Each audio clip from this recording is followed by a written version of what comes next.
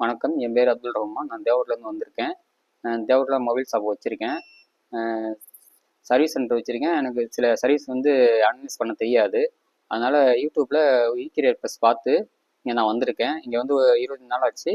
ஒவ்வொரு நாளும் ஒவ்வொரு கம்ப்ளைண்ட்டை சொல்லிக் கொடுத்து அதில் அனலைஸ் பண்ணி காட்டினாங்க. நானும் கரெக்டாக பண்ணியிருக்கேன். நான் ஒரு ஃபோன் கொண்டு வந்திருக்கேன் இங்கேருந்து.